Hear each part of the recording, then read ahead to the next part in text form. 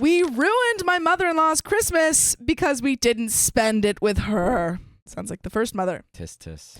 Long story short, am I the a-hole if I stay at home at Christmas instead of spending it with my in-laws? Me, 29 female, and my fiance, 31 male, bought a small farm about a year ago so I could realize my dream of having my own sales and training stable for horses. That's so cool. Sick. Yeah.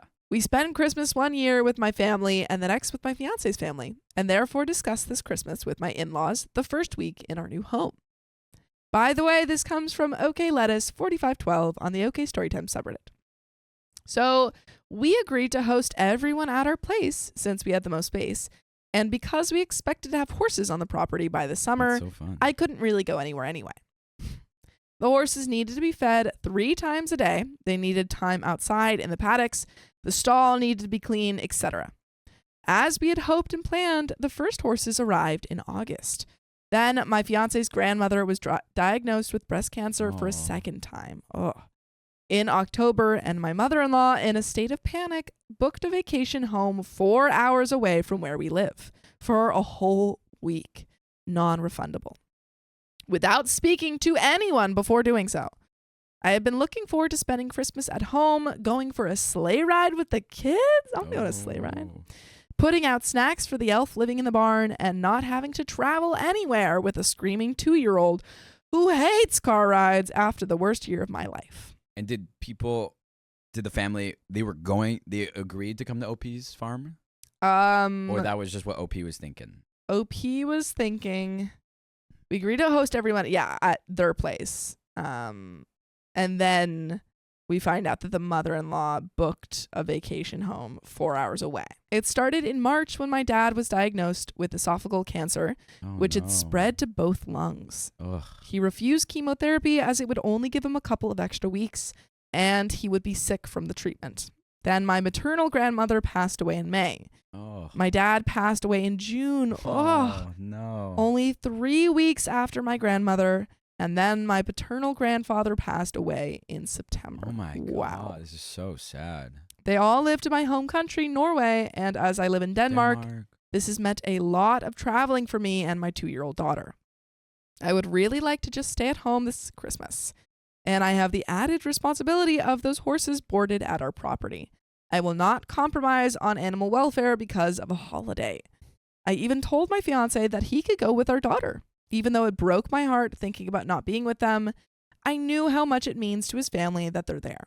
He, however, said that either we all go or none of us goes. He did not want me to be alone for Christmas. As fate would have it, a child in my daughter's daycare got chickenpox last week. She could have been contagious for a couple of days before the symptoms started, so there's a fair chance my daughter is getting it too. Why don't they have the chickenpox vaccine? What's going on there? And with the 10 to 14 days incubation period, it fits perfectly with a Christmas outbreak.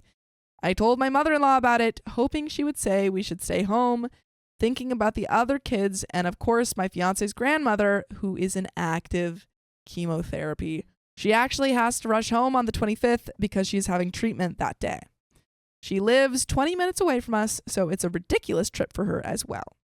I told mother-in-law that if our daughter gets really sick, we are not going. She did not like that. Oh.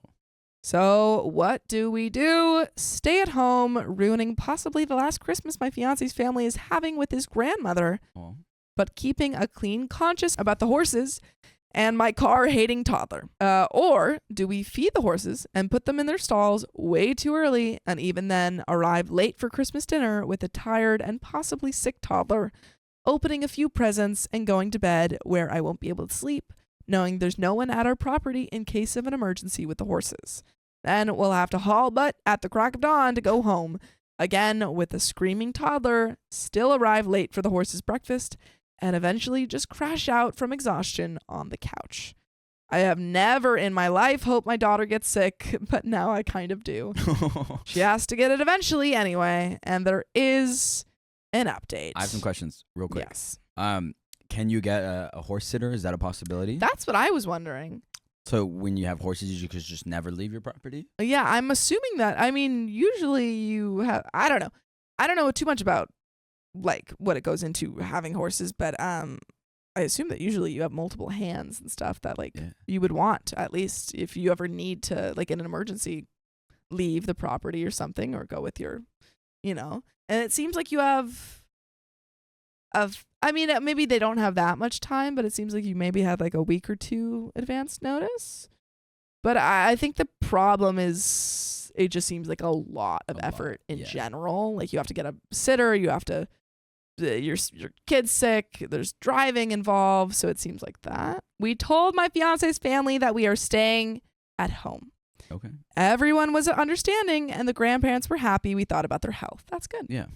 Except mother-in-law. It's always her. She made it very clear how sad and disappointed it made her that her son and granddaughter are staying home with me. She will have other grandchildren there. He told her over the phone as they already arrived at the vacation home, and I don't think she knew she was on speaker when she told my fiance that she hoped he wasn't compromising and doing something he really didn't want to do.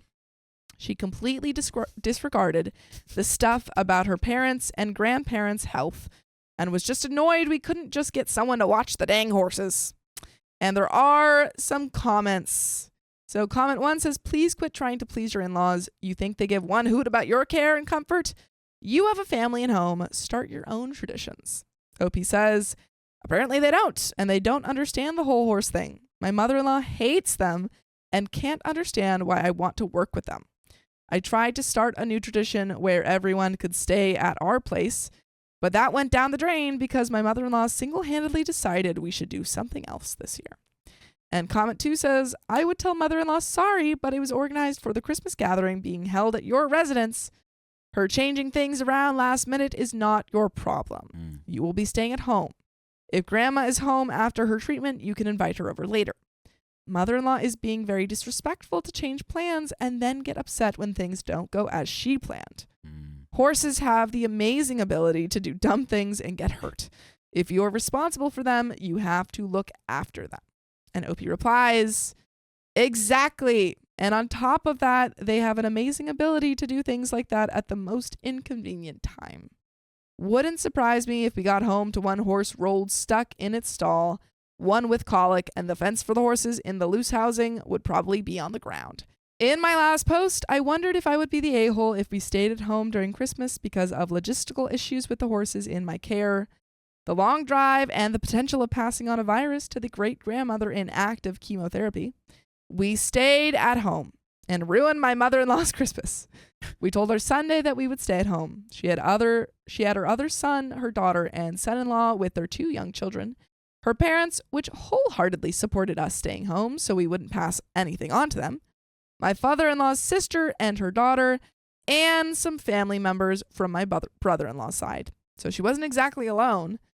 We call them on FaceTime on Christmas, and my mother-in-law made a point of not having the time to speak to us because she needed to be there with the grandkids who were actually there. They were together for an entire week, except for a dry text message on Christmas saying, thanks for the gift. We haven't heard from them since. I usually speak to my mother-in-law every day, sending pictures and videos of our daughter. Every day. Whew. And she's acting like this? Yeah. She hasn't answered once since we told her we were staying home. It kind of feels like she's punishing us for not being there. And we kind of feel left out of the family for the holiday. We have reached out several times a day, both in the family group chat and to my mother-in-law alone. Radio silence. They have not done anything to make us feel included. We didn't even get a Merry Christmas. Dang. What the heck? Come on, get over it. It's Christmas. Be nice. I understand being upset. Yeah. I think it's unfair, but I understand, it was possibly the last Christmas. You wanted your family there. You're upset that they couldn't come. Yeah. But like the grandparents are fine with it. So yes. it's like, why are you the one getting upset for them? Yeah. So I understand being upset, but have a little understanding for your family, especially when you change the plans last minute. It's like, it's not like they just don't want to come.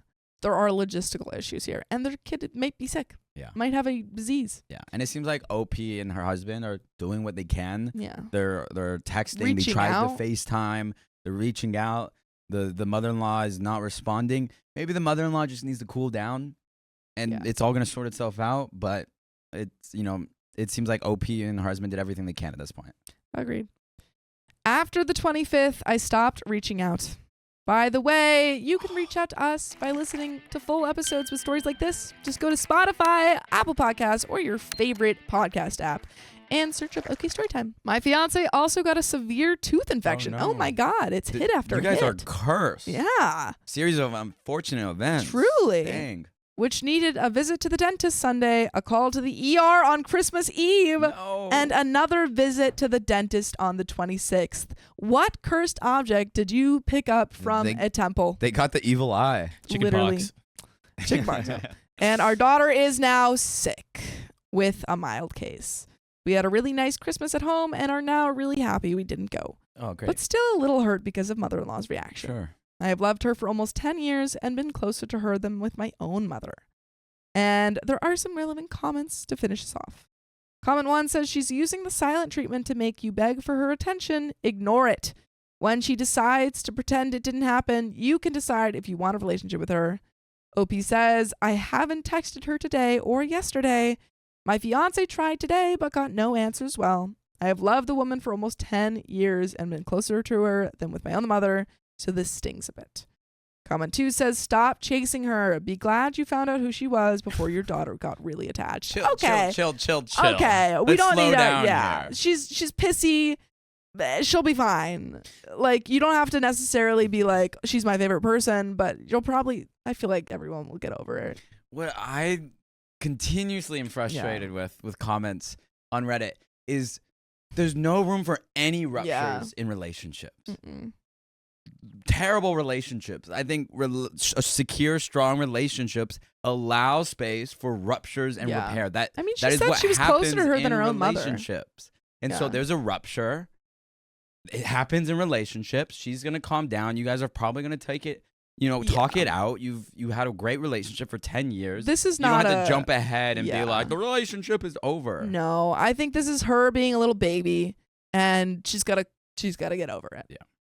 Just wait it out. I agree. You don't need to keep texting her. Give her space. And you guys will come back and you could have a conversation about it. Yeah.